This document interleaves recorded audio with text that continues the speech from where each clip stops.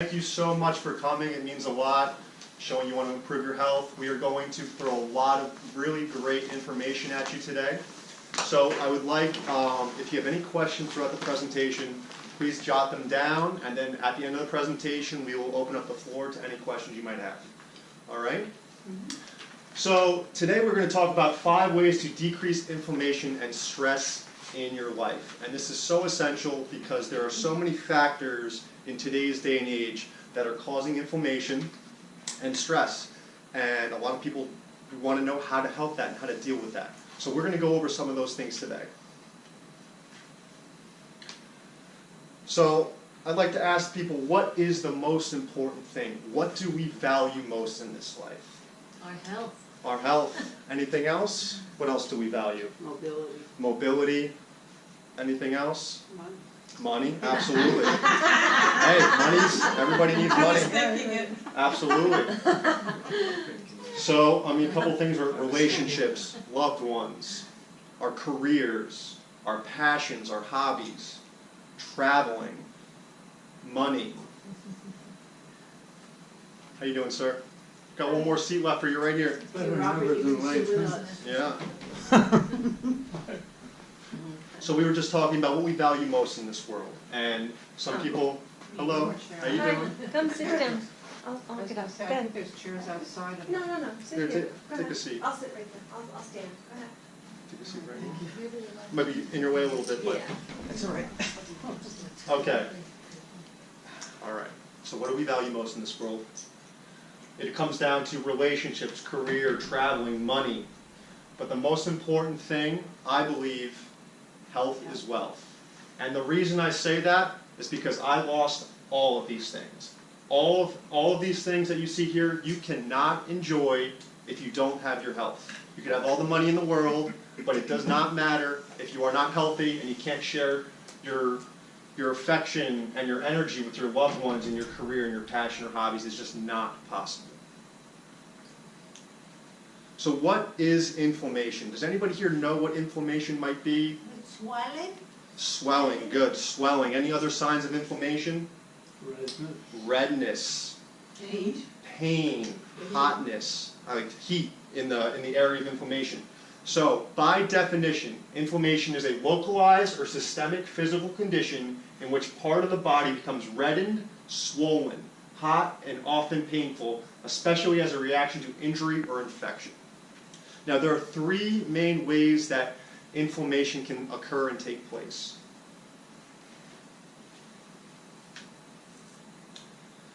One, most people are all familiar with this, is trauma.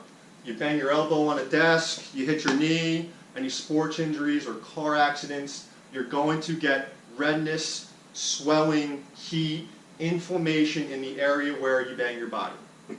All of us have experienced this. Now, this is another thing that most people don't think about, but it's very detrimental to our health. Thoughts and stress cause inflammation. And I'll go over the pathway for this very quick. When we are stressed, our body releases a hormone called cortisol. And cortisol is very effective in the short term because it suppresses our immune system, puts us in a fight or flight mode where we have to escape a dangerous situation. Cortisol kicks in, decreases inflammation, and we get out of the situation. The problem is, in today's environment, with work and stress and all this, the cortisol keeps secreting and secreting and secreting. And so what do we know now? Cortisol decreases your immune system. So if you have a very stressful job or stressful thoughts 24/7, your immune system is being decreased all of those hours, and your body does not have the ability to fight off infection and disease, and your body gets sick. Toxins, heavy metal toxins, mercury. There are so many pesticides in the foods now that are not organic that are causing people to have food allergies and inflammation and other chemicals. So, the 3 causes of inflammation are traumas, thoughts, and toxins. Traumas, toxins, and thoughts all lead to stress, all go into negative behavior, and that's where disease occurs. So, big question, how do we get rid of this inflammation? How do we beat it? There are many ways to beat inflammation. And these are 5 I've implemented in my own life because of my health issues and everything that happened in my life. And I implement these techniques on a daily basis, and it has completely turned my life around. So these are the 5 things that changed my life, and hopefully you can do the same for you. Nutrition and supplementation is very important. Now, before I get into what you can put into your body, one big thing in today's day and age, especially in the American diet, is remove processed sugar from your diet. So our ancestors were not used to eating processed sugar. They were used to eating meats, vegetables, fruits, nuts, anything they could, get their hands on, but there was no processed sugar back then. So when processed sugar was introduced into our diets, our bodies had no idea how to break it down and metabolize it. So what happens here is it gets stored as excessive fat, and there's actually research now that a lot of old research states that they used to think it was the sodium that was causing the high blood pressure and the heart disease. But what they found now is it's sugar. So I'll break down this process to you very quick in simple terms. There's good cholesterol in our body, and there's bad cholesterol. HDL is known as high-density lipoproteins. That is the good cholesterol that we want to have in our body. The bad cholesterol is known as LDL, and it's low-density lipoproteins. Now, this is what sugar does to the body.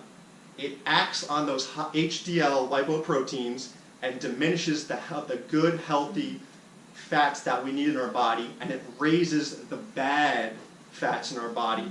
And that's what's causing the heart disease, the high blood pressure, just all the obesity, diabetes, and we all know this. So this is just one thing that people can do to remove a high amount of inflammation in their body. And note that I am not talking about natural sugars. Fruits are very good for you. Starchy vegetables like potatoes, those are very good natural sugars. I'm talking about all the things you see in the grocery store with the long labels that have amounts of sugar in it that you wouldn't believe, that are detrimental to our health.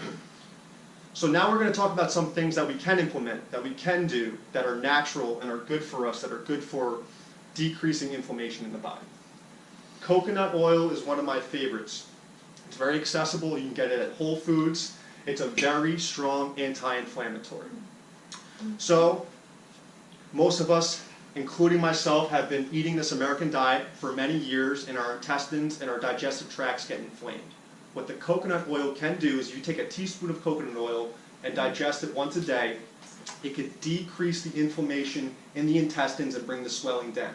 Now, not only does it decrease the inflammation, but it lubricates the digestive system. So it helps out constipation, and it helps just excrete everything way better than it being swollen and inflamed. Another great thing about coconut oil is that it's antimicrobial and antibacterial. So what this means, if you have acne on your skin, dermatitis, I had poison ivy one time. I put it on my skin, and the poison ivy went away because it is antimicrobial and antibacterial. It's a wonder what coconut oil can do for people. Turmeric. Has anybody here heard of turmeric? Yes. Turmeric is very good. It's an Asian spice, and it's from the turmeric root. Now, when it breaks down into the body, it breaks down into a compound called curcumin. It's okay. It's okay. No, it's okay. Here, sit down. No, that's fine. That's fine. Thank you. All right. So we are talking about things to benefit our immune system and decrease inflammation in the body. So turmeric. Turmeric is from the turmeric root, and it breaks down in our body into curcumin. Now, curcumin is a very strong antioxidant, and antioxidants are vital to our well-being because it repairs damaged cells in our body.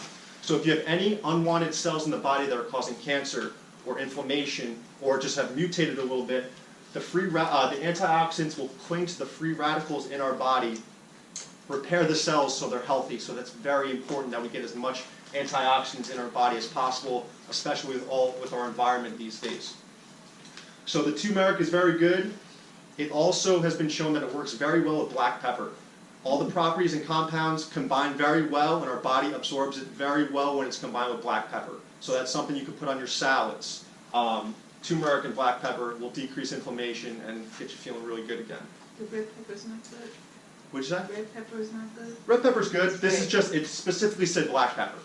Black pepper. I mean, Yeah. red pepper's great. I love red pepper. I like And you can put the turmeric in your coffee, nice and hot. It makes it really good. Oh, really? But you can't. Yeah, the turmeric. Yeah. When it's Yeah. hot, it's more effective too, the turmeric. I'm sorry. It's okay. Pepper. Honestly, That's my mom would say. Red pepper and black pepper are very different.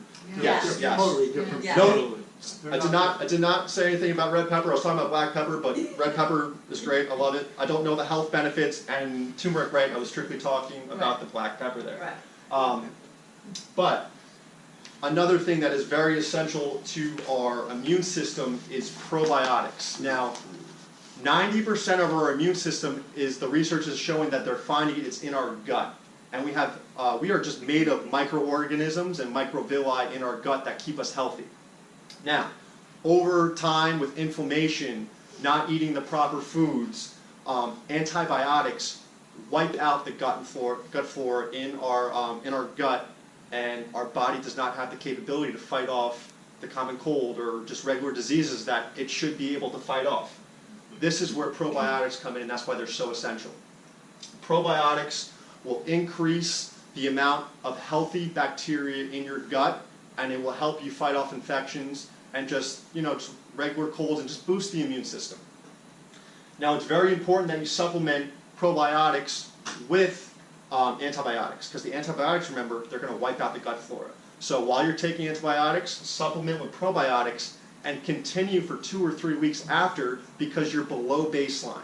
After you take antibiotics, your gut flora is diminished. We need to bring those healthy microbacteria back up in our gut, because that is where 90% of our immune system lives. This is nothing new to anybody. Green leafy vegetables such as spinach, kale, and collards. Now, these give us such vital minerals for our digestive system and help optimal brain function and just overall well-being. And for digestion, we have fiber, and then we have iron and magnesium and calcium, all just great minerals that are going to help boost our immunity. So these two kind of go hand in hand, and I'll go over the nuts and the almonds and walnuts. So what's so important about almonds and walnuts and nuts is they give us those healthy fats and those omega-3s. And omega-3s in our body are known to decrease systemic inflammation. So it's one thing to have inflammation in your knee or in your elbow, but if you've been eating a non-healthy diet for so long, it's going to cause systemic inflammation. And what the omega-3s can do is decrease inflammation all over your body. So you can get something like these through almonds, walnuts, sunflower seeds, pumpkin seeds. All have very high omega-3s in them that we need to decrease the inflammation. And same thing goes with the fishes like salmon and mackerel and tuna. These all are high in omega-3s, and they will decrease systemic inflammation. And this is what I was kind of talking about before. The strawberries, blueberries are high in antioxidants, cherries and oranges for the vitamin C. These all have natural sugars in them that is okay to have. I was strictly talking about the processed sugar in most of our diets that are just not healthy to consume in large amounts anymore. That's my little heart of a thing right there. So, exercise. Exercise is so vital to our health, and everybody knows this on a certain level, but the way our society is set up, the work hours are getting longer, the jobs are getting more strenuous. By the time you get home, you don't want to go out and go to the gym and start exercising. You have to cook dinner, and then it's time for bed. And this sometimes happens 5 or 6 times a week. So, exercise is so important. We all know this, but sometimes it's tough to get to the gym. But what exercise can do for you, if you're ever feeling like you're in a funk or depressed, many studies have shown that exercise can boost your mood because it releases endorphins, it goes right to your brain, and it makes you feel very good. And it can definitely lift you out of any type of funk you're in. The heart is the pump of the body. If you get moving, you get active, the heart starts pumping harder, you get more blood flow to the brain, digestion, all over to your limbs, you're going to be a healthier person. Prevents chronic health conditions. We all know that because exercising is good for our health. So it can alleviate the arthritis because most people that have osteoarthritis, they claim that they're very stiff in the morning and they're not mobile, and then once they start walking around, the arthritis alleviates and it goes away. Well, if you have arthritis in your joints and in your let's say your knee, we have something called synovial fluid, and the synovial fluid helps lubricate those joints, and it gets everything rocking in the right way and causes less friction. So when you get moving, you're increasing the synovial fluid, and the arthritis alleviates for that time. Increases strength and endurance, obviously. The more you work out, you're going to be stronger and have better endurance. And, I wish there's no one pill that I know of, there's no magic pill that if you take, it's going to just magically decrease the visceral fat all over your body and make you healthy. A lot of these pills and these diet pills, they have side effects. Even though they might be eliminating fat from you, you got to watch out because some of them are bad for your liver, bad for your heart. So even though it's doing one thing, you have to be very cautious what you put in your body. Hydration. And one more thing I want to talk about is there's a process called imbibition, and this is directly what I work with. So imbibition is how the discs in our back get blood flow and nutrients. Could you spell the word? IM, It's right there. right here, improves spine health, imbibition. So this is very important. IMBIB. Imbibition, yeah. Oh, okay. Yes. So this is directly what I work with because it's directly correlated to the spine. So there is no direct blood supply to the discs in our spine. The way they get their nutrients and their blood flow is through movement, and that's what imbibition is. It's movement of those discs in the back, soaking up the nutrients and the blood flow. So think about your discs in your back as a sponge. Now, what happens when we're sitting down all day in the office and we're just sitting down?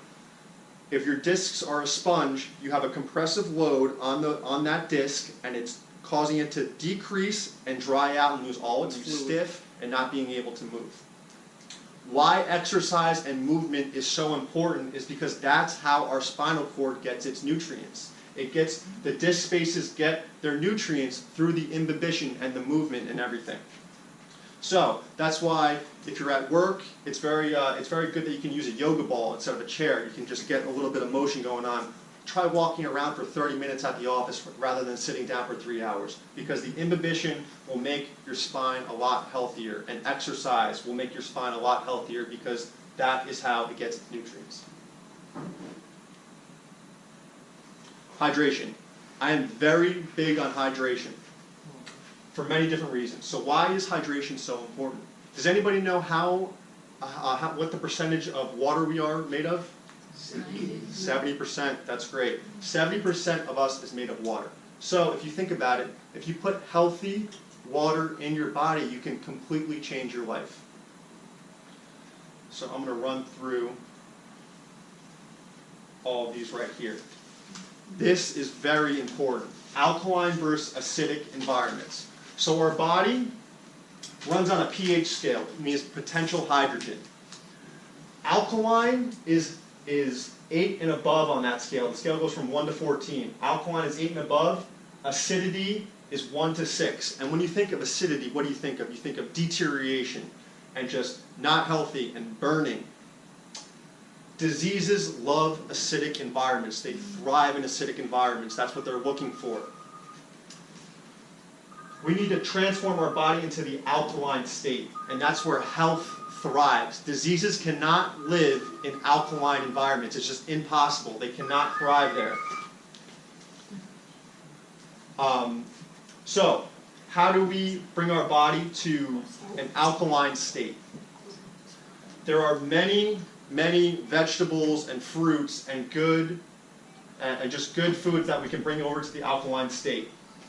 A lot of us through the American diet, soda, even some of the waters we drink like Smart Water and other types of water are acidic and we don't even know it. Gatorade's acidic. If you go on Google, you can Google the pH of the water you're drinking and it will come up and it will show you if it's alkaline or acidic. We need to be drinking alkaline water. If you put, because remember, our body's 70% water. If you change the water you're putting into your system, you change your life. You bring yourself from an acidic environment to an alkaline environment, and it eliminates disease. So, this is one of my favorite things. This is one of my favorite things right here, Kangin Water. Now, Kangin Water has 3 unbelievable properties to it that help create the alkaline environment and decrease the inflammation. So right now, Kangin Water produces its pH level at 9.5, and look where that is on the pH scale. Is it a brand name? Kangin Water, it's a brand name, yes. Yeah. So that's over here on the 9.5 scale. Most of everything we're eating and drinking is over here. So we have it on the 9.5 scale, our body's 70% water. If you keep putting that healthy 9.5 pH into your body, the diseases and the inflammation will decrease. Another property it has is the antioxidants. And we went over this with the turmeric. Kangin Water has a lot of antioxidants in it that cling to the free radicals in our body and eliminate the cancer cells and the disease. And it just helps replenish and repair unhealthy cells. Another thing it does is microclustering. Now, what do we need to do in order to make tea with regular water? You need to heat it up. And that's the reason is because it makes the molecules smaller so it can penetrate the tea bag. Kangin Water already has those microclustering molecules in it. So you can put the tea bag in the water and it will pull the green tea out. And that's exactly what's happening with your cells in your body. The microclustering molecules are penetrating the cells and bringing out all the toxins. So it's literally detoxing your body as you're drinking water. And it's very effective. And like I said, change your water, change your life. How come we never heard of this, Gatorade? I didn't hear about it until 2 years ago until a doctor came to my chiropractic school and told me all about it. It's not sold in stores. It's it's a water machine I brought from my own home. That's what I drink. We actually have one at the office too. We give it out to our patients and stuff like that. You can't buy it in stores. So that's probably So another. why would the doctor tell you to drink Gatorade for the electrolytes? Well, If it's so bad for Well, you? he's not wrong in saying it has electrolytes in it, but where he is wrong is it's very acidic. And Gatorade has an enormous amount of sugar in it. So not only is it bad in the acidic level, it's got tons of sugar in it, and now we know that that is not good for you. And, I mean, if you hear of any doctors promoting Gatorade, like old Gatorade, now that's not good. I would definitely walk out of that health talk. Or unless, Gatorade's not bad unless you dilute it with, like, if you pour out half the bottle and put regular water in it to dilute it a little bit, but it's got high fructose corn syrup in it. It's really not that great for Well, I have you. a friend, and she has... You know what, they're probably strictly talking about the electrolytes, which they're not wrong, but there's so much other garbage in it that is definitely affecting your health. This is very essential, the mind-body connection, and this goes back to what we were talking about with stressful thoughts. Because what do we know now? Stressful thoughts over long periods of time decrease our immune system and cause disease and illness. So one thing I love to do is yoga and meditation, and I have a lot of people come into my office and they say, Dr. Kevin, I want to meditate, I want to do yoga, but I just don't know how to get into that, to shut my mind off. I don't know how to get into the zone of meditation.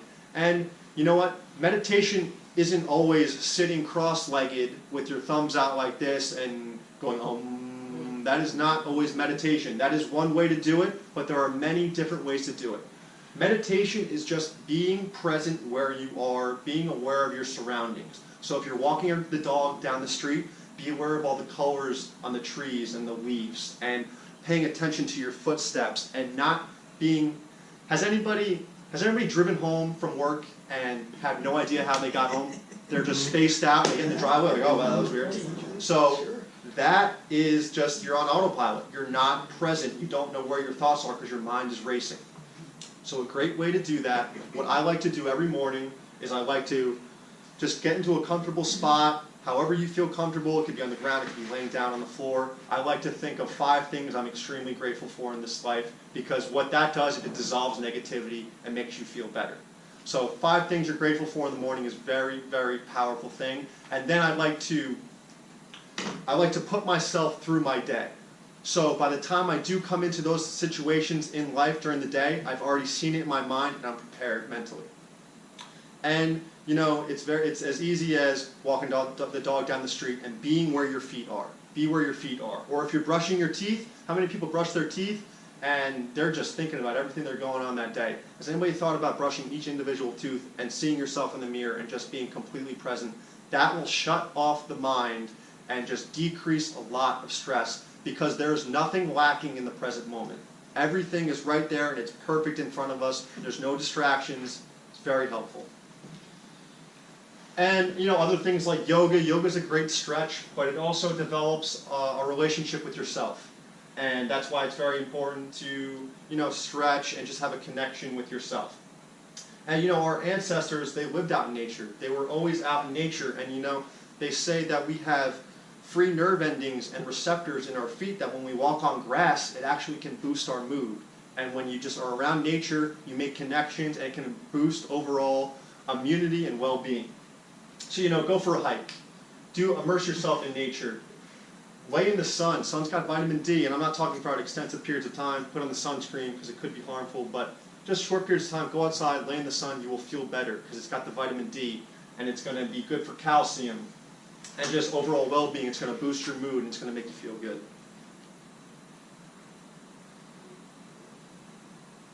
So, this is the most important thing I can leave you with today. This is upper cervical chiropractic. It is a specialty within the chiropractic field that only about 5% of chiropractors do. There's about 7 or 8 upper cervical chiropractic techniques. I do the Blair chiropractic technique, and there's only about 120 people that do it in the world. So I'm going to go into a short version of my story, how I got into chiropractic, how it saved my life. About 7 years ago, I was an ice hockey player, and I sustained my last ice hockey concussion. And after my last concussion, it left me with blurred vision, headaches, dizziness, anxiety, depression, neck pain, knee pain. I couldn't function as a human being anymore. I couldn't read a book. I couldn't get up and exercise. I couldn't hang out with my friends. I didn't know what to say to people. All I wanted to do was get in my bed and sleep all day long. So what does everybody do when they're feeling like this? You eat and sleep, and you try to find a way to get better. So I went the standard medical route. I called up every single, first I went to my primary care physician, and you know, they said, Kevin, you have a concussion. Give it 2 or 3 weeks, you'll be back playing hockey before you know it. And after that period, I felt worse than ever. So I called my mom, and what do? I said, Mom, there's something very wrong here. We need to go see a specialist. We saw a bunch of specialists. They either said, Kevin, you've had a traumatic brain injury, you're going to have to live with this for the rest of your life. Or, you know what, Kevin, your MRIs are clear, your blood test is fine, you're making it up, what are you talking about? And I'm just like, I'm not here for my own entertainment. Like, I am not okay. I'm not making this up. There's something seriously wrong. So they put me on painkillers to numb the pain, seizure medication because I was having hand tremors. I used to have to put my hands under pillows at night so they wouldn't shake. So they put me on seizure medication and because I said I'm depressed. And I'm not a depressive person, I just am not functioning to my optimal potential. So they put me on antidepressants to boost my mood. And some of those side effects are feeling worse. Not feeling good. And I'm just like, what is going on? So I stopped taking the medication and I drifted into a very dark place that I just was not happy to be in. And I don't want to go into all the details, but this happened for 4 years. And I almost gave up at one point. I woke up one day, I was like, I can't do this anymore, I don't want to live anymore. And you know, I got myself together that day and I decided that wasn't the answer and I needed to see this through and seek an alternative. And that was at the 2-year mark. So I went through another 2 years of more doctors, more chiropractors, more physical therapists, and I finally landed in a Blair upper cervical chiropractic one day. And it's funny how the world works, because the doctor's office that I ran into that day, he had the same exact story as me to a T. He was wrestling his friend, he got dropped upside down on his head, He thought he was paralyzed, he got up, nothing was wrong, and then 8 months later, he started getting headaches, blurred vision, dizziness, anxiety, all this stuff, and he couldn't connect the dots because it was such a long away, and I feel like that's how most of our injuries happen. You know, we have an injury or a trauma, but then 3 or 4 years down the road, we have all these health things that are going on, and we don't know what caused them. So, I got to this doctor's office. He says, Kevin, this technique has saved my life, and I have no doubt that we can help save your life. So I said, perfect, like, let's see it. I've been everywhere else, like, show me the money, let's see it. So, they took 3-dimensional x-rays. They got me, they measured my misalignments down to the exact millimeter, and he put me on the table, and they don't do any twisting, cracking, or pulling of the neck. It's very light, it's very precise, and it's about that much pressure on your arm. It's very light. And I got up off the table, and for the first time in 4 years, my anxiety and depression went away almost immediately. Almost immediately. And then I went into the back room to rest, and I just felt the surge of life come back to me. I felt like I was connected to something again, and I wanted to live again. And then I went to bed that night, and I got the best night's sleep of my life, and I woke up the next day, and I'm like, this is what I need to do for the rest of my life. And I'm not saying all my problems went away that day, but it was such a huge step in the right direction, and over the course of the next 6 months, it went up and down, up and down, up and down, until I was finally at a baseline level where I could function again in society. And it just changed my life so much that that is the reason why I became a chiropractor. So let me explain this to you real quick how it works. So what is upper cervical chiropractic? Upper cervical chiropractic, we focus on this red area right here, which is the brainstem. Now the brainstem controls every single function in your entire body. Respiratory function, the way we see, the way we hear. It all comes back to the brainstem. Now I'm going to show you, because this is a little better of a picture over here. So, these 3 bones weigh about 2 ounces, and they support our head that weighs about 10 to 13 pounds. So over the course of a lifetime, it's very easy for these bones to become locked and slipped out of place, such as car accidents, sports injuries, just regular falls. Even the birthing process can be very traumatic. If you've been pulled out by forceps, the baby's nervous systems are so light and delicate, it's very easy to become locked out of place, and so most people have been subluxated since birth and not even known it. And a subluxation, all that means is it's a bone out of place. So we're talking millimeters. So what do we do as upper cervical chiropractors? So the brain generates an impulse. It goes through the brain stem, down to the spinal cord, out to the nerve, out to a tissue. If there is any interference in this area, the brain cannot communicate with the body and heal itself, and that's where disease and dysfunction settles in. So what we do as upper cervical chiropractors is we take 3-dimensional x-rays of your neck. Now nobody is built the same way anatomically as you, nobody looks the same way on the inside, and no one's had the same traumas as you. So nobody in the world is going to get the same adjustment as you. So when you walk into other doctors' offices and chiropractors, why are they doing the same thing on every patient? It doesn't make sense. This adjustment is like having your very own blueprint of an adjustment. It's unique to your body and it's very specific. So we take the 3-dimensional x-rays, we measure your misalignments down to the exact millimeter, and we slip these bones back into alignment so the brain and the body can communicate, heal itself, and function to your optimal potential. Another thing that's it's a different approach to chiropractic is we say holding is healing. So we don't want you in our office 3 or 4 times a week getting your neck adjusted. We want to hopefully give you one neck adjustment. It doesn't always happen. Sometimes it takes a couple visits to stabilize. But the goal is to give you one neck adjustment and have this hold in place. And these adjustments can hold weeks to months to years. So that's why we say holding is healing. So the brain can communicate with the spinal cord. There's no more nerve interference right here, and your body is back functioning to its optimal potential. Because if you think about it, this is your entire universe right here. Every single nerve in your body passes through this area right here. So if there's any interference or dysfunction in this area, your body's not functioning to its optimal potential. And we see miracles happen in our office every day, my story being one of them. So that is upper cervical chiropractic, very briefly in a nutshell.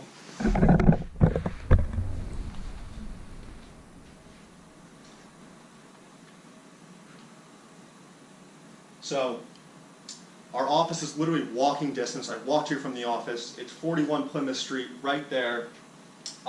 We've been serving the Montclair area since the 1950s. The practice is